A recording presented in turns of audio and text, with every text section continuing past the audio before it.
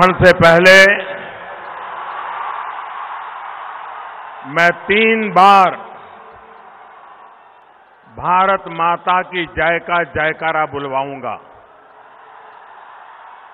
और आप सबसे मेरा आग्रह है, मंच से भी मेरा आग्रह है कि पूरी ताकत से दोनों मुट्ठी बंद करके जब मैं बुलवाऊंगा तब 3 बार भारत माता की जय बोलना है। पराक्रमी भारत के लिए भारत माता की, विजयी भारत के लिए भारत माता की, वीर जवानों के लिए भारत माता की। बहुत बहुत धन्यवाद। बिहार के लोकप्रिय मुख्यमंत्री हमारे मित्र भाई नीतीश कुमार जी, मंत्री परिषद में मेरे वरिष्ठ साथी रामविलास पासवान जी, बिहार के कर्मठ उप मुख्यमंत्री भाई सुशील मोदी जी, केंद्रीय मंत्री परिषद के सदस्य, सांसदगण, बिहार सरकार के मंत्रीगण, विधायकगण, भाजपा, जदयू, लोजपा, उसके सभी वरिष्ठ नेतागण, बिहार के मेरे प्यारे भाइयों और बहनों, महान प्रदेश बिहार और एकड़ महान जनता के हम प्रणाम करतानी, हम बिहार के इन महान जनता का आदरपूर्वक प्रणाम करी छिए। बिहार के सब लोगन के प्रणाम करी थियो।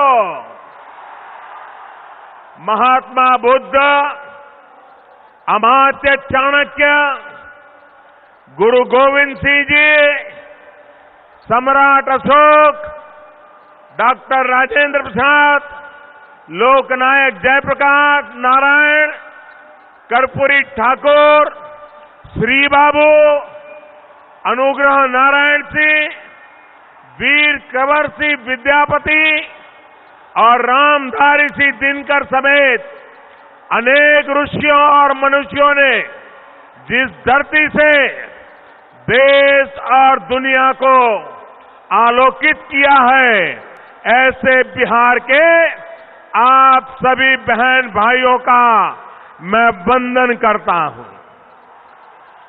मैं शहीद पिंटू कुमार सिंह, पुलवामा में शहीद संजय सिन्हा और शहीद रत्न ठाकुर सहित बिहार के उन सभी शहीदों को नमन करता हूं जिन्होंने राष्ट्र रक्षा में अपने प्राण न्योछावर किए हैं। शहीदों के परिवारजनों के साथ पूरा देश खड़ा है, उनके त्याग को नमन कर रहा है। मैं बिहार की ही संतान श्री बिंदेश्वर पाठक जी और उनकी संस्था को गांधी शांति पुरस्कार के लिए एक बार फिर बधाई देता हूं। आपने स्वच्छता के प्रति बिहार के ऐतिहासिक आग्रह को, चंपारण से निकले गांधी जी के स्वच्छाग्रह के प्रयोग को आगे बढ़ाने का काम किया है और आज अभी मुख्यमंत्री जी ने 2 अक्टूबर तक सिद्धि हासिल करने की जो घोषणा की है, मैं आदरपूर्वक उनका अभिनंदन करता हूं और बिहार की जनता का भी अभिनंदन करता हूं। साथियों, इस ऐतिहासिक गांधी मैदान से आप सभी के साथ कुछ पल साझा करने का सौभाग्य आज मुझे और मेरे सभी साथियों को फिर से मिला है और स्वयं वरुण देवता भी हमारे संकल्प को आशीर्वाद देने आया है।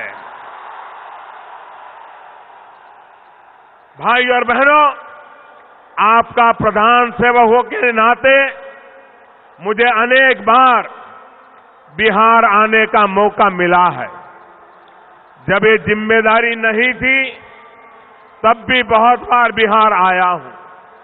आज वाकई मुझे ये देख करके खुशी होती है कि नीतीश बाबू जैसे कर्मठ, शालीन, गरीब की चिंता करने वाले व्यक्तित्व ने कैसे बिहार को उस पुराने दौर से बाहर निकालकर एक नई दिशा दी है।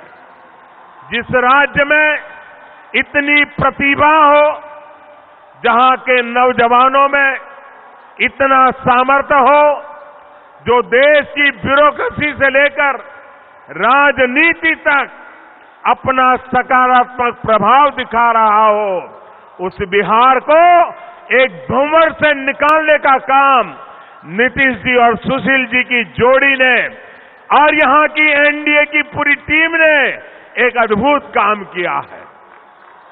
बिहार में एनडीए और केंद्र में भी एनडीए होने की वजह से आज यहां विकास की रफ्तार को नई तेजी मिली है। अब तो पटना में मेट्रो का काम भी शुरू हो चुका है। यहां की ट्रैफिक व्यवस्था अब सीएनजी आधारित होने वाली है। साथ में पटना के लोगों को अब पाइप के माध्यम से सस्ती और अच्छी गैस भी मिलने लगेगी। नीतीश जी ने नल से जल देने का बीड़ा उठाया है और अब पाइपलाइन से गैस का काम भी होने वाला है। ये पटना को स्मार्ट बनाने की प्रक्रिया को और गति देने वाला है। साथियों, ये जो बदलाव आ रहा है उसके लिए फिर एक बार नीतीश जी, सुशील जी और एनडीए की पूरी टीम अनेक अनेक अभिनंदन के अधिकारी है, अनेक अनेक बधाई के पात्र है। बिहार को अपराध और भ्रष्टाचार से मुक्त कराने का संकल्प लेकर आप सभी ने मिलकर बिहार को जिस स्थिति से बाहर निकाला वो प्रशंसनीय है। भाई और बहनों, बिहार ने विकास की जिस रफ्तार को पकड़ा है वो और गति पकड़े, इसके लिए केंद्र की एनडीए सरकार ने निरंतर प्रयास किया है। कुछ दिन पहले ही बरौनी में 30,000 करोड़ से अधिक की परियोजनाओं की शुरुआत की गई है। ये बिहार के विकास के लिए किए जा रहे निरंतर प्रयासों की एक और झलक है।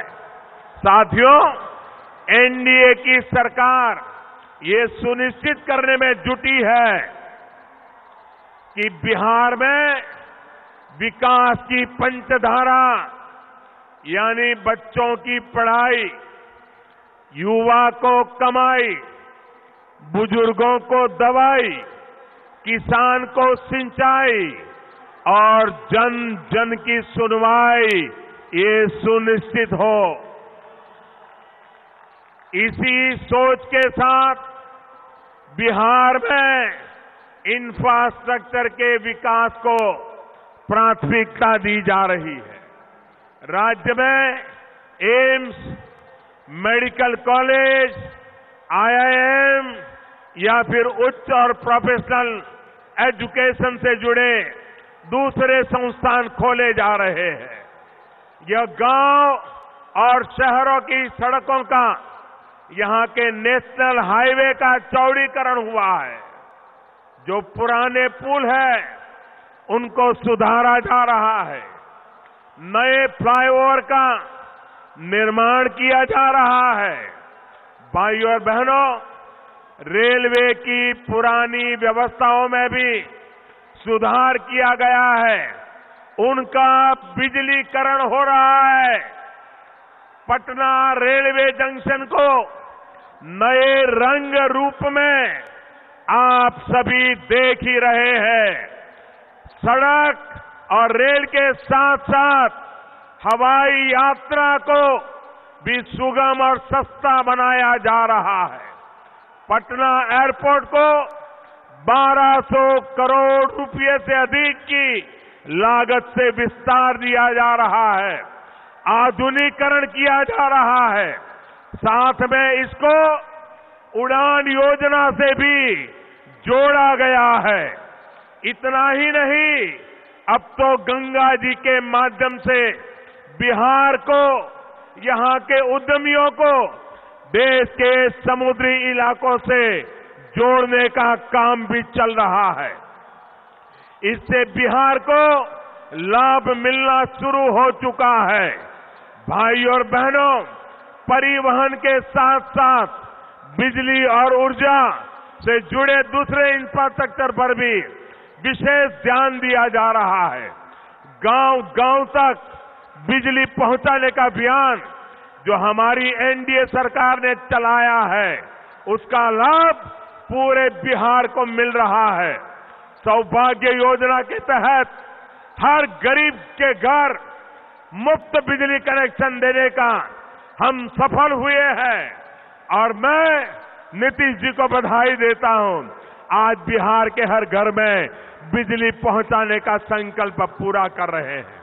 इसी तरह बिहार को पश्चिमी भारत और पूर्वी भारत के समुद्री किनारों को पाइपलाइन के माध्यम से जोड़ने का काम जोरों पर है और यहां की रसोई को और यहां के उद्योगों को गैस आधारित बनाया जा रहा है।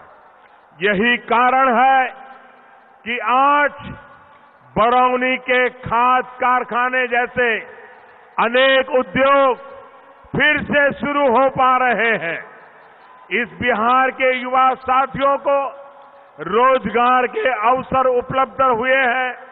साथियों, ये जितने भी काम मैंने गिनाए हैं, उनसे बिहार में उद्योगों के लिए एक बेहतर वातावरण बना है।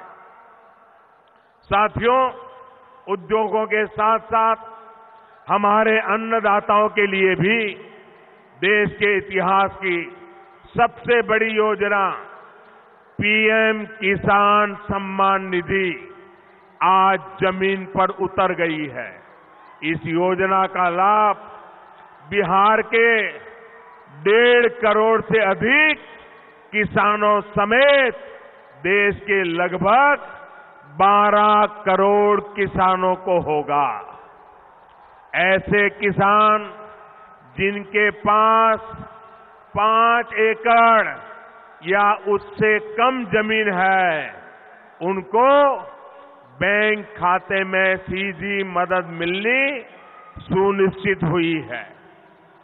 अभी की स्थिति के हिसाब से ही देश के किसानों को इस योजना के माध्यम से हर वर्ष प्रति वर्ष 75,000 करोड़ रुपए सीधे उनके खाते में जमा होंगे। कोई बिचौलिया नहीं, कोई दलाल नहीं, कोई चोरी करने वाला नहीं।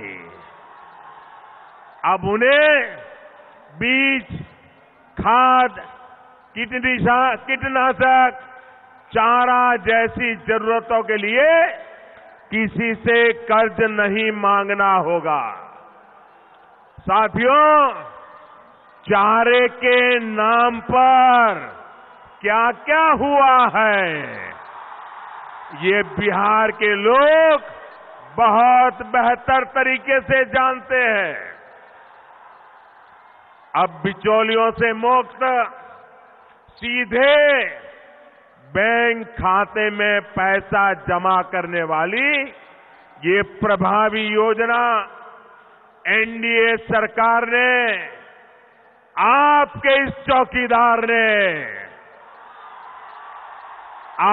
इस चौकीदार ने शुरू की है।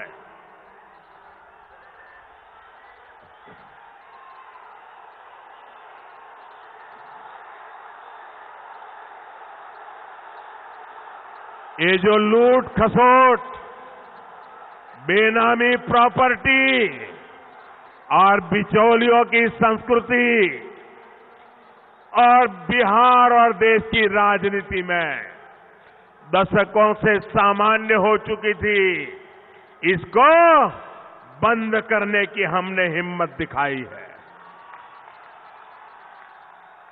गरीब और मध्यम वर्ग के हक और पसीने की कमाई पर जो अपनी दुकानें चला रहे थे, वो अब चौकीदार से परेशान है। और इसलिए चौकीदार को गाली देने की कंपटीशन चल रही है। आप आश्वस्त रहिए, आपका ये चौकीदार पूरी तरह से चौकन्ना है।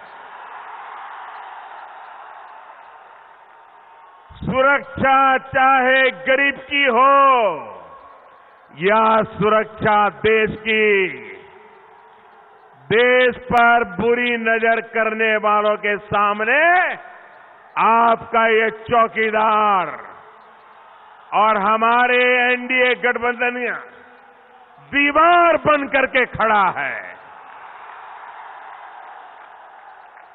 देश की रक्षा सुरक्षा गरीब, वंचित, शोषित, मध्यम वर्ग के हित में जितने भी मुश्किल, जितने भी बड़े फैसले लेने हैं, वो डंके की चोट पर लिए जा रहे हैं और आगे भी लिए जाएंगे। बीते 5 वर्षों में एनडीए की सरकार ने जितने ज्यादा गरीबों के जीवन में बदलाव लाने का काम किया है, ये अभूतपूर्व है। साथियों, केंद्र की एनडीए सरकार ने करीब 50 करोड़ गरीबों को 5 लाख रुपए तक का मुफ्त का इलाज की सुविधा से जोड़ा है। लगभग 35 करोड़ लोगों के बैंक खाते खुलवाए, लगभग 21 करोड़ को 2 लाख रुपए तक के दुर्घटना और जीवन बीमा का कवच दिया, लगभग 7 करोड़ गरीब बहनों को मुफ्त रसोई गैस कनेक्शन दिया है, 3 करोड़ से अधिक मध्यम वर्ग के साथियों को इनकम टैक्स के दायरे से बाहर निकाल दिया, मुक्ति दे दी, 1.5 करोड़ से अधिक गरीबों को अपना पक्का घर दे दिया, 1.5 करोड़ से अधिक लोगों को अटल पेंशन से जोड़ा है। इसी तरह सामान्य वर्ग के गरीबों को 10% आरक्षण भी एनडीए की ही सरकार ने दिया है। और ये काम भी बाकी वर्गों के हक को छेड़े बिना किया गया है।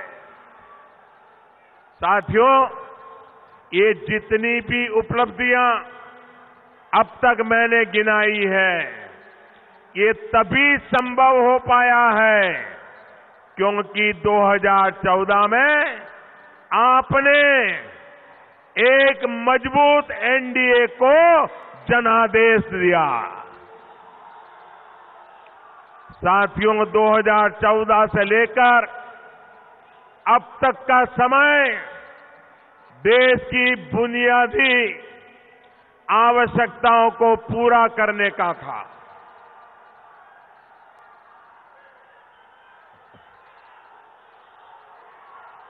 2019 तक का समय जरूरतों को पूरा करने का था और 2019 के बाद आगे का समय देश को 21वीं सदी में नई ऊंचाई पर पहुंचाने का है।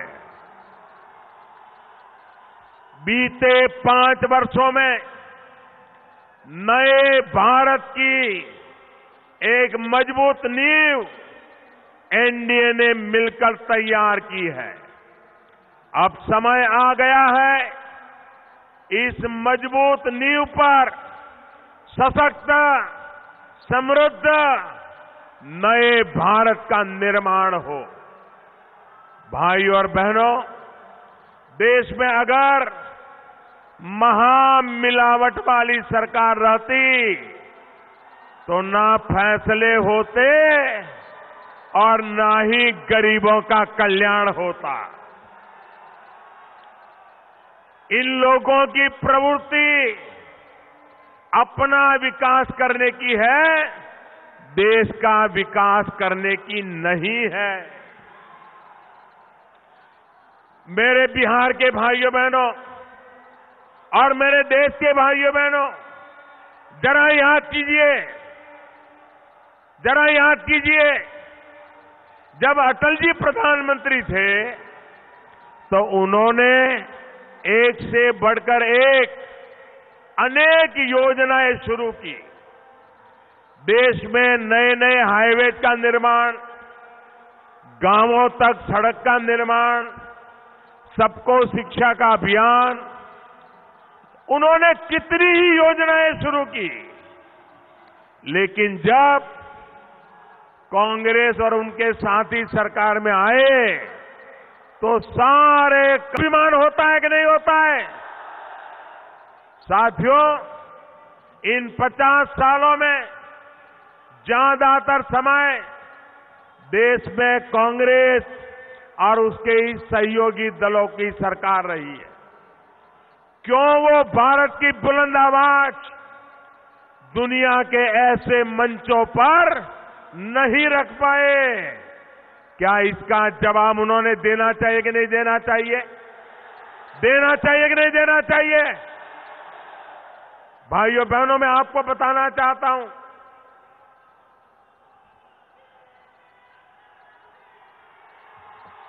अभी हाल में सऊदी अरब ने वहां के क्राउन प्रिंस भारत आए थे, तो उनके सम्मान में भोजन था। तो भोजन पे हम बातें कर रहे थे। बातों बातों में मैंने उन्हें कहा कि देखिए, हिंदुस्तान में तेज गति से आर्थिक विकास हो रहा है, हमारा मध्यम वर्ग का दायरा बढ़ता चला जा रहा है, लोग गरीबी से बाहर आ रहे हैं, तो उनके मन में भी नई नई इच्छाएं जगती है। तो उन्होंने मुझे पूछा क्या? मैंने कहा हमारे मुसलमान भाई अब बड़ी मात्रा में हज के लिए जाना चाहते हैं, लेकिन आपका कोटा कम पड़ रहा है। तो उन्होंने कहा मोदी जी बताइए मैं क्या करूं? मैंने कहा भारत का कोटा बढ़ा दीजिए और आपको खुशी होगी, 2 लाख कर दिया, 2 लाख। दुनिया में किसी भी देश का कोटा नहीं बढ़ा, हमारे देश के मुसलमान हज यात्रा कर सके इसलिए कोटा बढ़ गया। ये भारत की आवाज सुनी जा रही है। इतना ही नहीं, मैंने दूसरी बात कही। मैंने क्राउन प्रिंस से कहा कि भारत के नौजवान सऊदी अरेबिया में रोजी रोटी कमाने आते हैं, मजदूरी करते हैं, काम करते हैं। ज्यादातर हमारे गरीब परिवारों से होते हैं, भले भोले लोग होते हैं, मेहनत करते हैं। ज्यादातर मेरे मुसलमान परिवारों से होते हैं। अब उनसे कुछ छोटी मोटी गलतियां हो जाती हैं, उनको वहां के कानून का पालन नहीं पता होता है और बेचारे जेल चले जाते हैं और सालों तक जेल में रहते हैं। मैंने कहा मुझे आपकी मदद चाहिए। उन्होंने कहा क्या चाहिए? मैंने कहा जल्दी से उनका केस चले और उनको जेल से रिहाई कर दिया जाए। उन्होंने कहा मोदी जी आपने कहा है ना, मैं आज आपको शाम तक जवाब दे दूंगा। आप हैरान हो जाएंगे, सऊदी अरेबिया के क्राउन प्रिंस शाम को राष्ट्रपति भवन में जब हम डिनर पर बैठे थे तो उन्होंने कहा, मोदी जी तो कुछ मीठा खा लो। मैंने कहा, किस बात का? बोले, सऊदी की जेल में भारत के जो 850 लोग थे उनको छोड़ने का मैंने फैसला कर लिया। ये होता है दुनिया के साथ नाता भाइयों। मैं इन फैसलों के लिए सऊदी अरब को, क्राउन प्रिंस को हृदयपूर्वक धन्यवाद देता हूं भाइयों बहनों। साथियों, ये विदेश में भारत के बढ़ते प्रभाव दूसरे देशों के साथ मजबूत होते हमारे रिश्तों का एक और उदाहरण है। लेकिन ये इसका भी उदाहरण है कि पहले कांग्रेस और उसके साथियों ने किस तरह से देश चलाया है।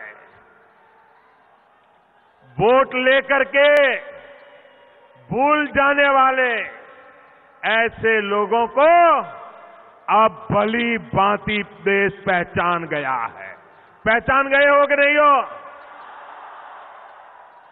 अपने स्वार्थ के लिए, अपने परिवार के लिए राजनीति करने वालों के पास मोदी को गाली देते रहने के सिवाय और कोई काम नहीं बचा है। मेरे प्यारे बिहार के भाइयों बहनों, और मेरे देश के भाइयों बहनों,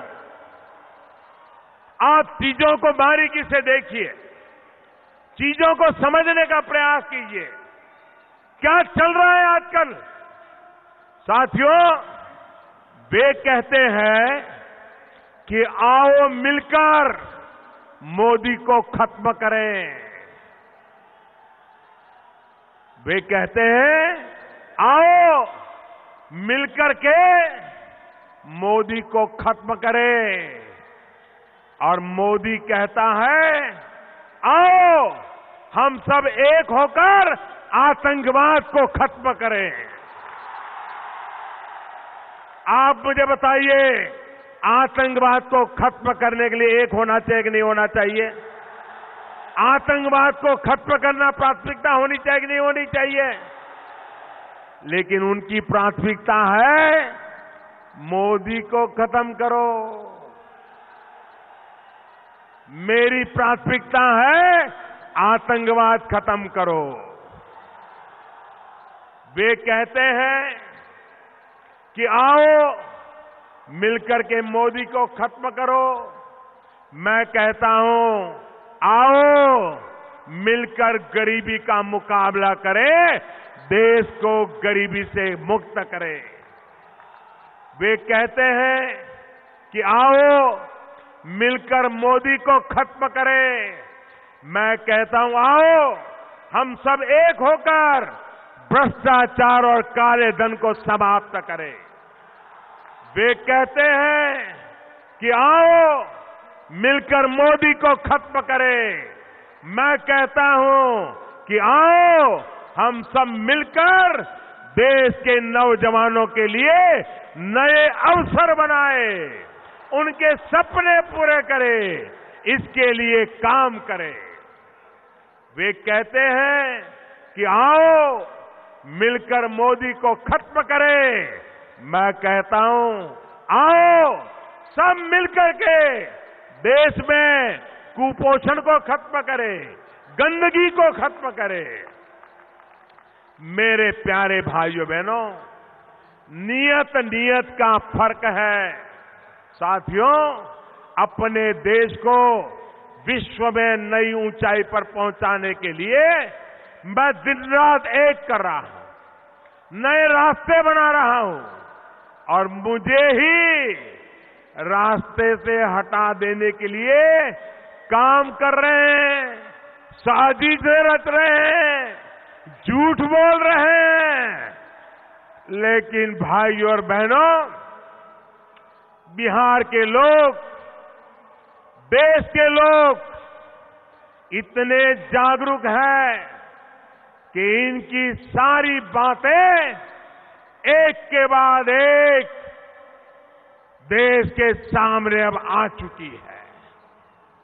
देश के लोग मन बना चुके हैं कि इन्हें एक बार फिर सजा देंगे, उनकी गलतियों का एहसास कराएंगे। ये अपनी राजनीति करते रहे, हम देश के विकास के लक्ष्य को लेकर निरंतर आगे बढ़ेंगे। इसी विश्वास के साथ फिर से इतनी बड़ी तादाद में आकर के हम सबको जो आशीर्वाद दिए, मैं हृदयपूर्वक आपका अभिनंदन करता हूं, आपका धन्यवाद करता हूं। मेरे साथ दोनों मुट्ठी बंद करके पूरी ताकत से बोलिए, भारत माता की, भारत माता की, भारत माता की।